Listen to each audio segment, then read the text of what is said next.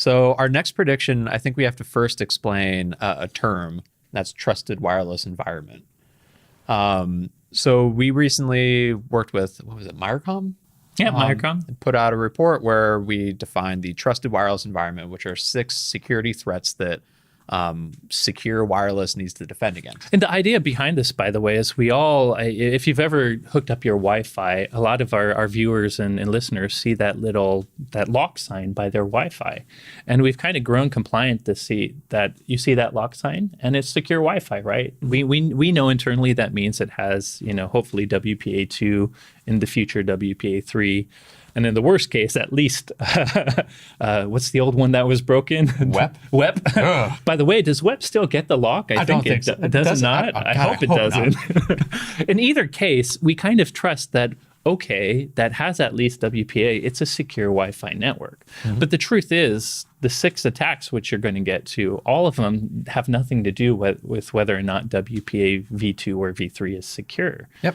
They have to do with tricks that you could do regardless of that. And like a couple examples of these 6 attacks to defend against, like evil twins. So someone's setting up a hotspot to look like your hotspot, like a Starbucks Wi-Fi that suddenly appears in an airplane or something. And there's no laws, by the way, really against that. Like you don't have to register your SSID. So if someone in a car copies the Starbucks SSID and literally changes their MAC address to the same MAC address as the router they've kind of sniffed beforehand, there's technically no law against that until they actually do something bad. Right. But we don't have anything that enforces SSID the wireless in the way we spectrum do is domains. unlicensed. Yeah. Which means you don't have the rights to your SSID. Now, obviously, it is illegal to go impersonate someone and steal. Yes, as soon as you man in the middle them and start doing stuff that's unauthorized. Computer Fraud and Abuse Act. Exactly. So there, it gets illegal. But that's the reason why there's no technical mechanism blocking me from copying anyone else's SSID. And then there's like another threat would be the rogue access point. So Jim from accounting going and plugging his Netgear into the wall to get Wi-Fi in his office. Or worse yet, the guy that pretended to be, your electricity installer coming and plugging a fake Dreamcast in your kitchen. That's actually an access point.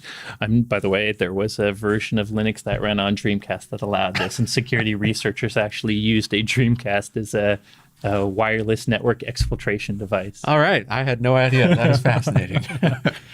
But the main threat from that, though, is it's probably not secure. It's probably an open access point. And if it's plugged into your corporate network, someone sitting in a van out in the parking lot can connect access directly to your network without walking in physically. Yeah. So those are some of the threats that TWE covers. Yeah, and that was the point of the TWE, was instead of just that lock sign, having some other kind of standard security test that shows that this Wi-Fi network actually can protect against the known attacks. Yeah. And our prediction is also revolves around WPA3, which is another standard that was just adopted this year. I think the beginning of this year was finally ratified. And it's the next iteration of wireless security, adding more encryption protections and a little more security in other ways too. Yeah. But our prediction is that it's still not perfect, and that next year we're going to see a major wireless attack against a WPA3 network that leverages one of the 6 threats that we define in TWE. Ultimately, all WPA3 means is when you authenticate and to a Wi-Fi network, and then when you send traffic on it, that traffic will be encrypted, but it doesn't stop the ability to evil twin that network. Yep. If someone knows your WPA SSID, and maybe they also know, the password you use to log onto that network, they could set up an evil twin all the same and still have a nice secure WPA3 connection to their evil twin and still man in the middle. So we're saying WPA3, kudos, by the way, for increasing the wireless authentication and encryption for clients, but there's still ways to attack it. And I think the one holdback from, I think, this prediction potentially becoming true next year is just WPA3 being adoption. Used enough. Yeah. It took so long for WPA2 to even become readily available everywhere. How often do businesses or consumers update their... And by the way, WPA2 is not broken per se. It's getting weaker. You could argue that crack. Yeah, but they have patches for that, unlike WEP, which was truly and completely broken. Yes. I agree with you. Adoption of WPA3 will take time.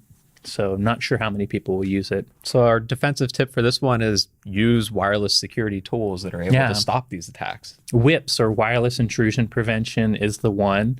The reason that WatchGuard, by the way, is the one that launched the Trusted Wireless Environment Initiative.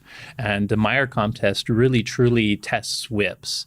And the one thing we're trying to point out, though, is all WIPS is not created equal. Like the technologies they use to detect rogue access points or evil twins, and then whether or not they can keep clients from them. Once you detect, say, an evil twin, that's one thing, but making sure that your clients don't actually connect to it, that you have to do some more active techniques. Because if you get it wrong, and sometimes those active techniques might accidentally kick clients at Starbucks off of Starbucks, which is a FCC violation.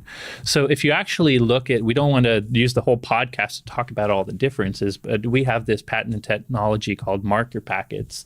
And if you look at the other ways people do WIPs, they often start to add a lot of caveats about, okay, we do detection. If you want to turn on prevention, you got to be very careful. FCC violations cost money.